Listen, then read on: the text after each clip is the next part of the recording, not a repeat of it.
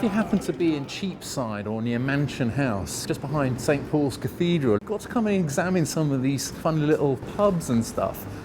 Look at that, it's really cool down there. A lovely little pub hidden down in an alleyway. I love all these cute little pubs and everything. This is Wood Street, and it's called Wood Street because apparently the houses down here used to be made out of wood, despite an edict from King Richard telling people not to make their houses out of wood just in case they burned down. Like in the Fire of London, like they did in the Fire of Yeah, London. exactly. They should have listened to their king. So there's Wood Street over there, and here on the corner of Gresham Street, it's somewhere behind this big mound of scaffolding, is actually buried deep beneath the ground is the head of King James IV of Scotland. I think it's been under here. Is this it? It's just, it's so horrible for filming. That sounded like they were severing it in head. I think they're looking for it. Excuse me.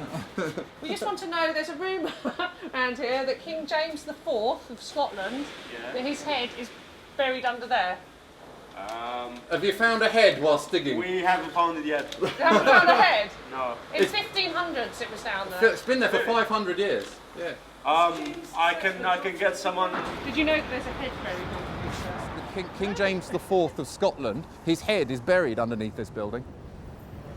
No, you didn't know that. Well, you do now. I know, it's quite interesting. So yes, well, the Battle of Flodden Field was in 1513, and it was one of the bloodiest battles in history between the English and the Scots. And poor old King James IV of Scotland was slain in battle, according to John Stowe, the historian.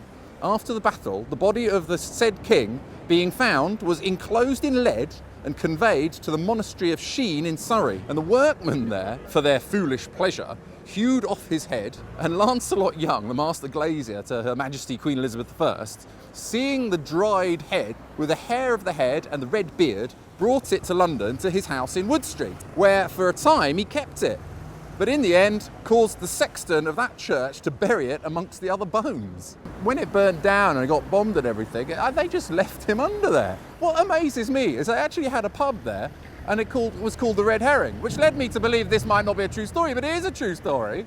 And I thought, why on earth wouldn't they call that pub the King's Head? Out of all the pubs in the whole of London that should be called the King's Head. I want to know about the Flodden Field battle. Flodden Field, which is in Northumberland, so the Geordies got him in the end. That's what happens if you go up north.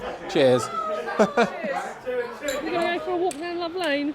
Oh yeah, well, it's okay, you can be it's Love Lane, it's almost Valentine's Day.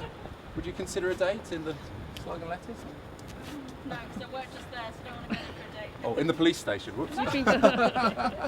There's this rather lovely tower, it's called St Albans, was originally a medieval church.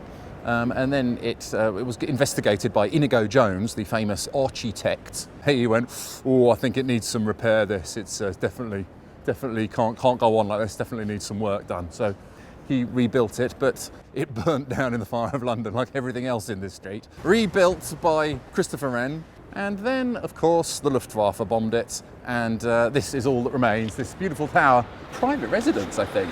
It could just be a business. The church was almost completely destroyed. The tower is now private property. Do not enter. It is private property. I don't know. It looks like they've got some more building work going on in there. Some more builders probably told them a pack of lies. Yeah. Oh, I think you definitely need these timbers replaced. But over here, there's a brilliant little thing. Now here on the corner of Wood Street and Cheapside is a very interesting tree. I rather like it because this particular one appears in the famous poem by William Wordsworth. At the corner of Wood Street, when daylight appears, hangs a thrush that sings loud. It has sung for 3 years. There is the bird. Perhaps that's what he was referring to. I thought it was a thrush. Oh yeah, doesn't look like a thrush. Poor Susan has passed by the spot and has heard, in the silence of morning, the song of the bird. Who's poor Susan? With some very poor working women. Lives of working women in London was tough. Like these working women. Oh, it's a nice place to smoke, apparently. Very nice place to... I dare say that's what he was doing when he wrote the poem. What I really like about it is that the buildings, I heard, aren't allowed to be any taller than this because this tree needs to have its light. This tree is protected. Even trees have rights to light in London. I rather like that. Between that and me, I think that I'm blocking out your light, so I'll leave you.